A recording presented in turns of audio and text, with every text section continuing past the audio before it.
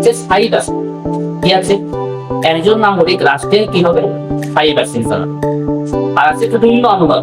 পূর্ণ অনুগত মানে একজন নাগরিক বা রাষ্ট্রের প্রতি পূর্ণ অনুগত থাকতে হবে। এটা আমরা 1.5 বছর আগেই বলি না, ভোটদানের মাধ্যমে আমরা রাজনৈতিক ক্ষেত্রে রাষ্ট্রের আনুগত্য দর্শন। তারপর আছে অধিকার। নাগরিক তার রাষ্ট্রের ব্যক্তিগত ও সামাজিক অর্থনৈতিক ও রাজনৈতিক সহ যাবতীয় অধিকার ভোগ করে। তাই কি অধিকার ভোগ করে? নাগরিক ব্যক্তিগত মানে সম্পত্তির অধিকার, একটি ব্যক্তিগত অধিকার। সামাজিক অধিকার মানে কি? একটি জায়গায় বসবাস করার সামাজিক অধিকার।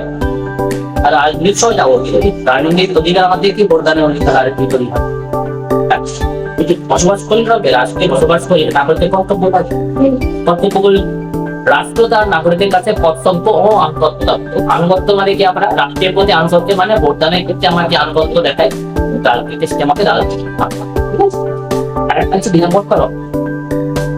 একজন নাগরিক স্বদেশে বসবাস করার সময় এবং সামরিকভাবে বিদেশে বসবাস করার সময় তার জীবন ও সম্পত্তি নিরাপত্তা রক্ষা করা রাষ্ট্রের বলা। আমি ভারতবর্ষ ছাড়া আমার জনসংখ্যা আমি নাগরিক ভারতবর্ষের, কিন্তু চাকরি সূত্রে আমাকে আমেরিকা যেতে হয়েছে। তাহলে আমি সেখানে চাকরি হচ্ছে, আমার তো এখানে বাড়ি করা আছে, সম্পত্তি রক্ষা করার দায়িত্ব কাজ। সেই সময় আমার বর্তমান আমার রাস্তা ভালো হচ্ছে।